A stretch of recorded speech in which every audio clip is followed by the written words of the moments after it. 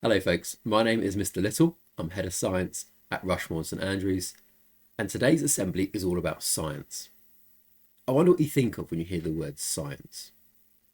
I wonder, do you think it's a noun, a thing, or do you think it's a verb? Is it a doing word? I wonder what you think. Why don't you ask yourself that question? Maybe ask a teacher or a friend. Is it a noun or a verb? Well, I'll leave that to you to think about. I wonder, what is science all about? Well, folks, I love science. And to me, the idea of science is summed up brilliantly by a quote I'm going to show you in a minute by a guy called Edwin Hubble. Now, Edwin Hubble was American. He just defeated the heavyweight champion of the world in boxing. But he gave that career up to come to Oxford University in England to study astronomy. And he did some amazing work in that field. In fact, he's even had the Hubble Space Telescope named after him. He said this about science. He said, look, we're equipped with 5 senses. We explore the world around us, and we call the adventure science. I love that quote. I think that sums up what science is all about. It's about looking around, observing, trying things out, saying to yourself, I wonder what would happen if. Well, that is what science is all about. And that's what we're going to have a look at assembly. We're going to try things out. Now, one of the senses you've got is your sight. And today's assembly is called light and sight, because we're going to look today about different kinds of light. We're also going to look about sight. And I thought, well, we've got 2 eyes in the front of our head. What would it be like if we only had 1 eye? How would that affect us? Well, to find out, I've been doing some experiments with some students. And what I got them to do was to catch a tennis ball. And firstly, I said, catch the tennis ball with one hand. And then I got them to cover up 1 eye and try and catch it. And see if they could still catch it with only using 1 eye. Now, to make it a little bit more difficult, I asked them to catch it with their weaker hand. Because when they tried it with their stronger hand, they could do it easily. So what you're going to see now is some videos of some amazing students catching the ball. And I wonder, do you think that only using 1 eye would affect them a little bit or a lot? Well, let's find out. Weaker hand, you've got to catch the ball. Okay, excellent. Third back. Now this time, can you catch it with your weaker hand, but with your stronger hand, can you cover up one of your eyes? So the 1 eye, all you've got to do is catch the ball this time. Oh, you've got to try and catch the ball. Okay, third back. Now cover your now. Oh, okay, brilliant. Third back. Oh, he dropped it. Right-handed. So with your left hand, so cover up an eye now, and with your left hand, try and catch it. And you've got to catch it with your weaker hand. Ready? Go. Easy as that. Okay, third back. And close 1 eye, put your hand over 1 eye, and try and catch it this time. Oh, good juggling. Okay, excellent. Third back. And so then cover up 1 eye with that hand, and then catch it with the other hand. Ooh, unlucky. Here we go. Smash in. Third back. And sit. Oh! You catch. Excellent. And pass it back. Okay, and try again. Close 1 eye. Put your hand over 1 eye. No, that's it, right. Ready? Oh, he missed it. Excellent. Third back. And now close 1 eye. So that's it. Perfect. Ready? Oh. Okay, and again. So this time with your left, put your left hand over either eye. And you've got to try and catch it this time. Oh. Oh, excellent. Brilliant. And then cover up 1 eye. That's it. And then catch again with your left hand. Oh! And you've got to try and catch the ball with just your left hand. Okay. Okay. And this time with your right hand, or to put your right hand over an eye. Okay, and catch the ball now. I'll give you a second try. Give you a second try. Is that ready? Oh. You're right. So with your left hand, you've got to try and catch the ball. Okay. Okay, throw it back. And this time, put your right hand over your eye, over 1 eye, and try and catch it now. Okay? And back in.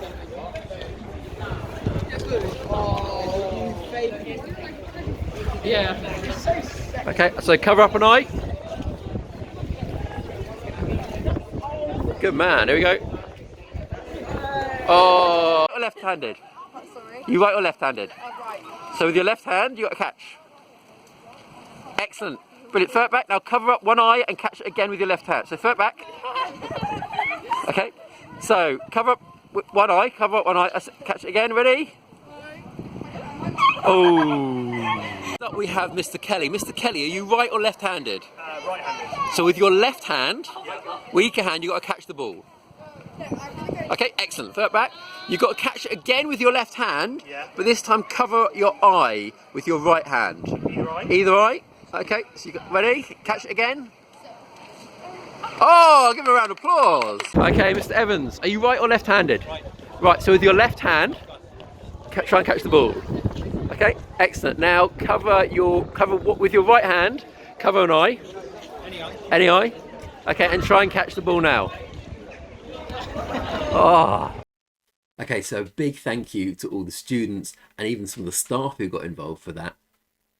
I wonder if you can work out what's going on. Well, folks, we're designed with two eyes at the front of our face, and we can just see everything in front. We have a lot of difficulty seeing anything in our peripheral vision, or we can't see anything behind us. But a lot of animals have their eyes on their sides of their face, pointing outwards. And they can see all around themselves, as you can see in this diagram above.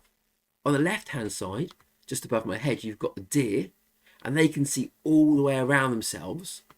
Whereas a human, we can only really see in front of ourselves. And often, it's the predator, the animals that are attacking, will have two eyes at the front like a fox. They can see what's going on ahead of themselves. Very good depth perception. They can tell how far away something is. Whereas something like a rabbit will have eyes on the sides. It can see all the way around itself without having to move its head. So it can see if that fox is trying to kill it.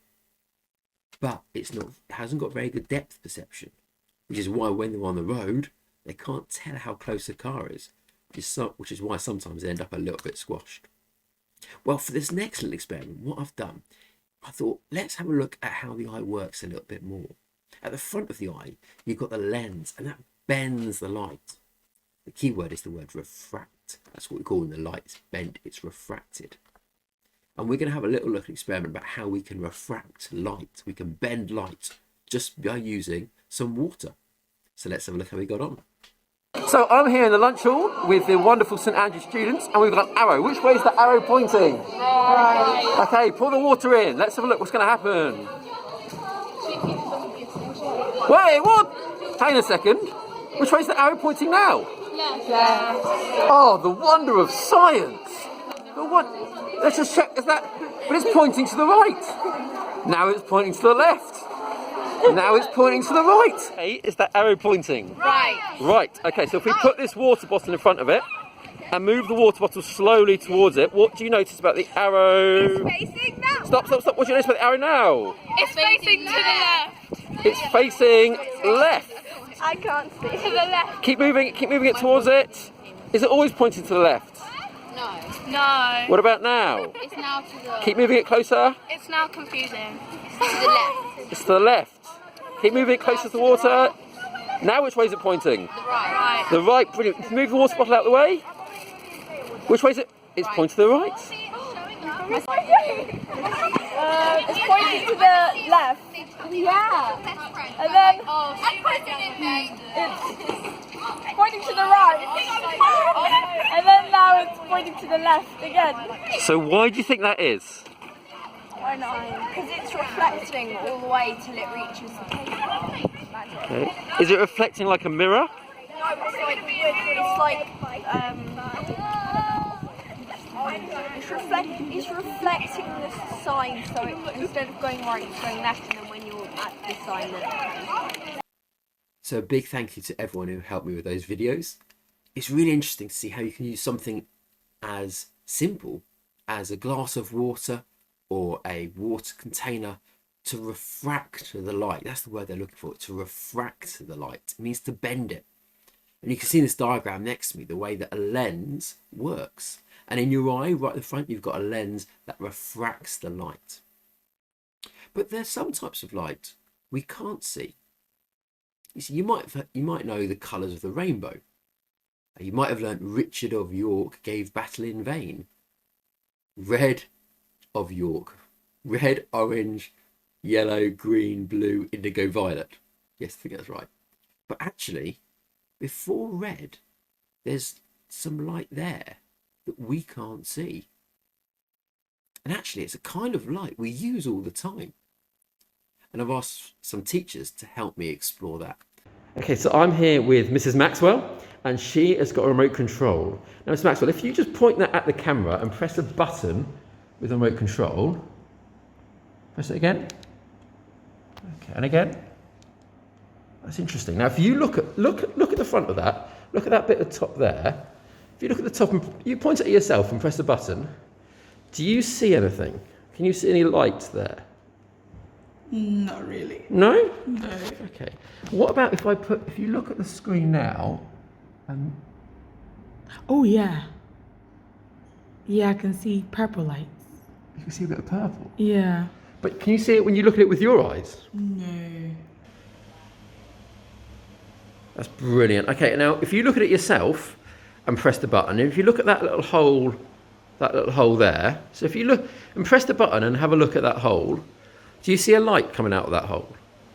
Not from that button, No? but if I press the switch on button, Is there a light coming off there? not that I can see. No? So if you press another button, you don't see a light coming out there. Look all the way down there. No light? Only the light I can see reflected. What if I put that in front of it and now press it? Can you see the light on the screen? Yes? But can you see that in person? No? Okay, sir, so you've got your projector controlled in front of you. Indeed. And if you press a button on it, what colour does it light up? There is no light coming through the bulb. Okay. So there's a red light of some sort there, is there? There's a little red light. So you can see that, but if you look at the actual bulb itself, There is nothing there. okay, can you point to the camera and have a... You can't see like a purpley light at all in there, sir? Can't say that I can, no. Not at all? Completely blank, no, nothing.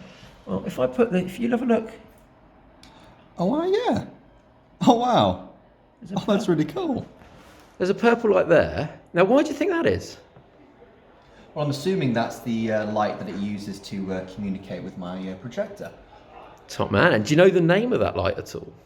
I want to say, now I'm guessing here, because it's purple, I want to say it's ultraviolet. So that was a great guess from Mr. Fryer. It's not actually ultraviolet. It's infrared light. You see, a remote control communicates with a projector or a TV or whatever it's connected to by sending out infrared light. Now, our eyes can't see it, which is why when you look at it, you can't see any light. But some cameras, especially some phone cameras, have got a sensor that's wide enough to see not only our light, we use visible light, we call it, but also a little bit of the infrared light. And that's what it was picking up. You can do it at home. Most cameras will do it. If you've ever played a Nintendo Wii, you know that bar you put across by the telly? Well, have a look at that bar when it's on through a camera, and you'll see some awesome little lights in there as well. Well, as well as the infrared light, another light we use but we can't see is ultraviolet. See, on the display next to me, we've got all these different types of light. Only a small bit in the middle we can see, the visible light. The radio waves we use for communication, microwaves to cook food, infrared we've just mentioned about remote controls, ultraviolet. Well, that's what we're going to look at next. Wow. Okay, gents, so what you've got there is a £5 note. Now, whose £5 note is it? Mine. It's yours? Yes. It's just a normal £5 note? Yeah. You haven't done anything special to it, have you? No. If we look really carefully, what do you notice at the middle there at the top? Do you notice anything there in the middle at the top? There's some words. No? What about if I shine this light on it? Do you notice anything now on there? Yeah. pattern. Do you see a pattern? What numbers there do you see at the top? 5. 5. You see the number 5? If I turn the light off, where's it gone? If I turn the light Magic. on, do you see the 5? Ah, yeah. I see it. Here's the £20 note. What do you notice? What number's appearing there at the top? 20. A £20. Okay, do you see it? Do you see it? Shine it on there again. Let's have a look. Does a number appear? Yes. What number? 5. Where? There. I can't see a 5 there. It was there. I swear. I saw it with Where? my own eyes. There. There. There's a 5 right there. Okay. So why do you think there's a 5 appearing there? Well, because you're shining a light on it. That I don't know the science side, but that light reveals the number. 10 or 18? What number do you see there? 16. That's 16. That's 10. Oh yeah. That's Why do you think it's the number 10? £10 note. £10 note. £10 note? So Mr. Wyatt, what have you got there? Got a £5 note. £5 note. And if you put it on the table, can you see a number, just the other way around? Can you see a number at the top there? Is there a number there? No, there's no number there. No? Okay, you sure? Yeah. Are you sure, sir? Oh. There's not a number there at the There's top. a number there though, isn't there? What number's that? That's number 5 to represent the £5 note. How's that happening, sir? Oh, I've got no idea. Well, I presume it's UV light, isn't it, sir? UV light? Yeah, good knowledge, good knowledge. Smart me. Well, I hope you enjoyed that. I think it's amazing that with a simple £5 torch from a petrol station that shines UV light, we can see things that you wouldn't normally see. That hidden world, we can become as visible. All these things actually we've done today, something you could try at home. From catching something with one eye, to using a glass or a drink as a lens, to thinking about the infrared that's in remote controls and Wii remotes and those kind of things. Just we can see it using camera. And then using an ultraviolet torch to see those marks that we can't see normally. Well, I hope you enjoyed this assembly. I hope it's shown you something about science. And if we think about what Edwin Hubble said at the beginning of the video, exploring the world around you and calling that adventure science. I wonder, is science a noun or a verb? You see, I think it could be a bit of both, but I love to think of it as a verb. As science is a way of looking at the world and doing and interacting and finding stuff out. I would encourage you to do that and to develop that mindset to go, I wonder what if. Obviously, do it safely and don't break anything expensive. But try stuff out. Well, thanks very much for watching, and I hope you enjoyed it. Bye-bye.